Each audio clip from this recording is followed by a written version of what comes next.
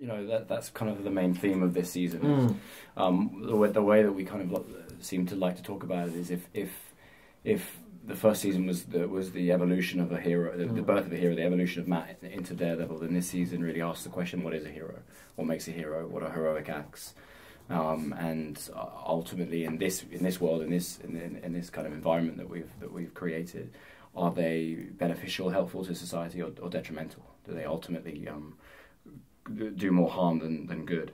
And I think, from Matt's point of view, in the fun journey for me as an actor to play this year was as you say, was this emotional. The emotional response that he has to the emergence of Frank Castle. I think initially he probably would like to categorize him. I think he does initially categorize him as in the same way that he does Wilson Fisk, as an evil that needs to be jailed and dealt with and removed from society. And then, of course, very quickly he has to consider the possibility that he's actually has more in common with Frank than he has more in common than differences, and that's immensely troubling to Matt because it brings back all those concerns and fears that he had last year about what he was doing and whether it was valid and appropriate. And also, I think he may be even more horrifying to him, if he could admit it, was that it maybe suggests that he would have to give up engaging in vigilante justice, you know, hang up the suit for good. And I think that's probably more scary to him than anything else.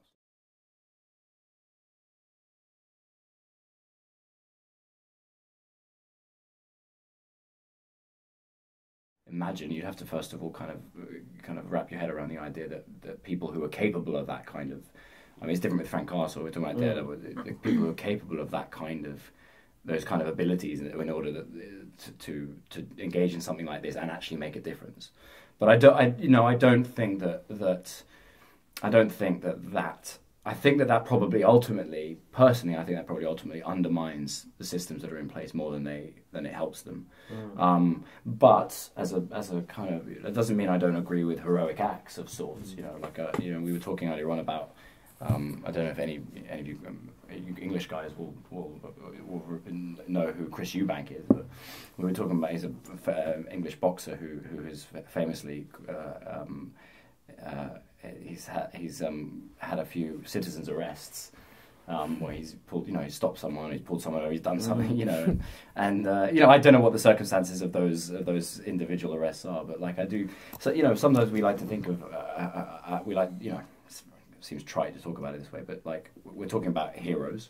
So what in our world, if comic books and heroes on the big screen are really representations of our lives, but blown out of proportion, then what are the heroic acts that we kind of that we see in our everyday life, and that whether that's kind of people who kind of work in hospitals and volunteers, and even someone who walks down the street and sees a violent crime and calls 999, or in America 911, whatever it is. I mean, in some ways that's a huge act of courage, and that's a heroic act, maybe.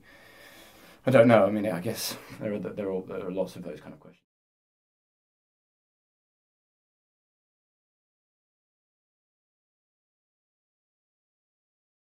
Well, I guess law enforcement and firemen and the ambulance, the hospitals and the doctors and the people who are doing jobs that are actually really important, really important.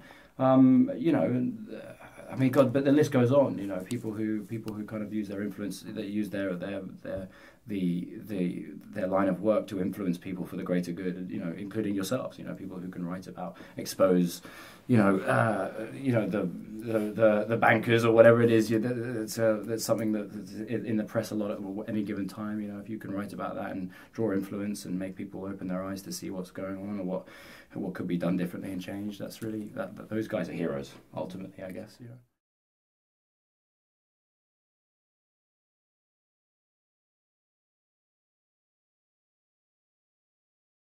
Yeah, I see your point. So, but really, I guess then, therefore, really what we're saying then is the reason Matt is a hero, and this concept I like, is because he is someone who is faced with great adversity, has triumphed anyway,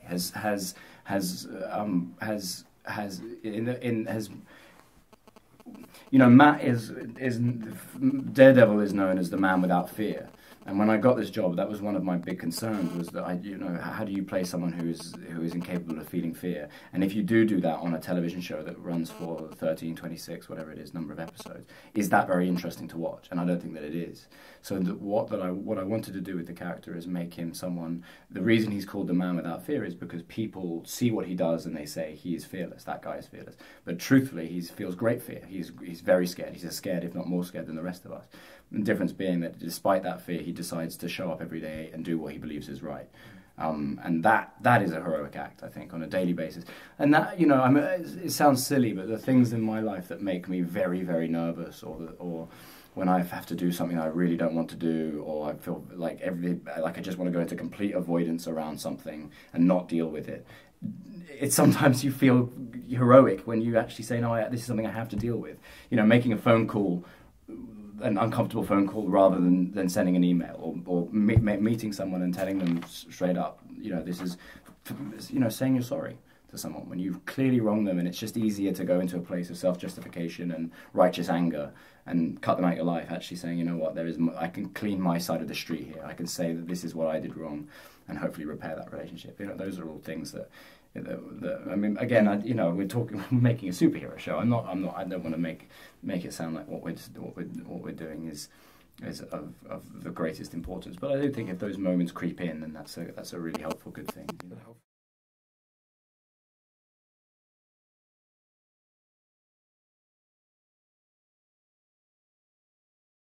I went as deep as I was able to go. I mean, for me, those are the things that I love about this character.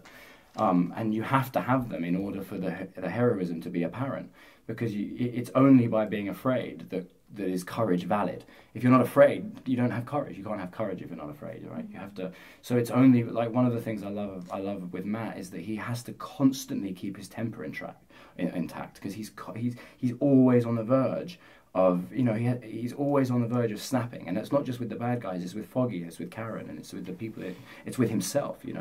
He's incredibly stubborn and arrogant at times. He's incapable of seeing things from someone else's point of view. And it seems to me, he fundamentally believes that he can walk into a warehouse or a building full of bad guys and come out victorious. I mean, he believes he can do that, and that's not very realistic, and be smart and or loving to himself and the people that love him. It's only through. If you're going to make a superhero movie, if you're going to play a superhero, then I think and I was very lucky that the writers were really kind of presented this to me. But it's really, really important to make him relatable, and the only way you're going to make that character relatable is if he's deeply flawed. Because I think we all are. When I watch any show, any film, I'm always attracted to the people that struggle with self-confidence, or they struggle with things that other people find very simple, like being honest. I always find people's relationship to the truth, that people have such interesting relationships to the truth, and that is a struggle for a lot of people.